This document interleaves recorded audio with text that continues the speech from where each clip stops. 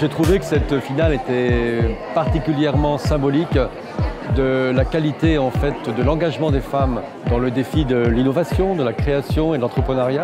Chaque année, la compétition devient de plus en plus intéressante avec des pitchs qui sont de plus en plus professionnels. Et je pense qu'avec cette année, on a eu beaucoup de choses très intéressantes qui vont aider dans le développement de l'économie libanaise. Le marché du polystyrène est évalué à 2,39 milliards de dollars américains au Moyen-Orient en 2020. Cependant, nous allons commencer par attaquer 42% de ce marché utilisé pour les emballages de protection. Pour effectuer n'importe quel document d'une manière simple et claire, avec la possibilité d'estimer les coûts. Elle vous remplira vos documents que vous pourrez ensuite envoyer avec l'un de nos agents à travers le service à domicile et vous propose un engrais 100% organique local et des pots biodégradables à partir de la boue. C'est le premier concept au Liban.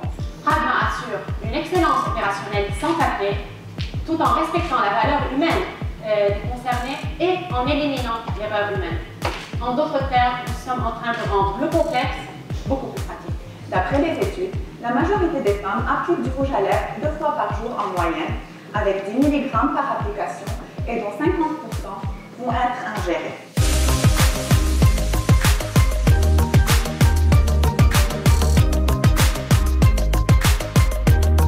En tant que ministre d'État chargé de la réinsertion socio-économique des jeunes et de la femme, cette compétition s'inscrit naturellement dans la façon dont je conçois mon rôle et la mission qui me confie.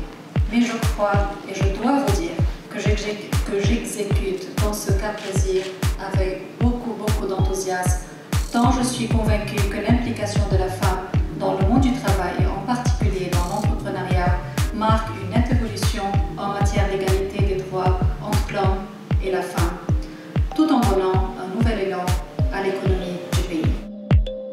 Ce projet s'inscrit pleinement dans la stratégie de responsabilité sociale de la SGBL. Il illustre notre engagement à soutenir les entrepreneurs dans leurs projets d'investissement et de développement.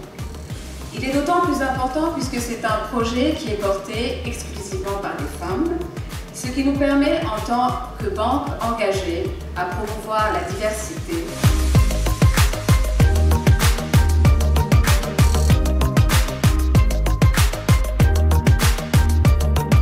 C'est grâce aux efforts de l'équipe de Berytech et de l'AEF, on a pu rédiger notre business plan suite à 4 formations.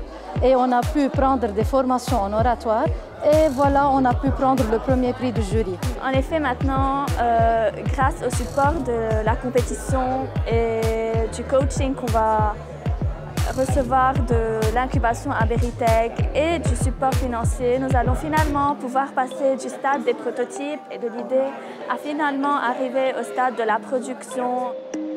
Nous sommes extrêmement fiers en fait, que les Libanais, en tout cas les femmes entrepreneurs libanaises, ont réussi à trouver des solutions à des problèmes qui sont d'environnement qui vont se poser dans les prochaines années et je pense que c'est pour ça que nous avons choisi en priorité.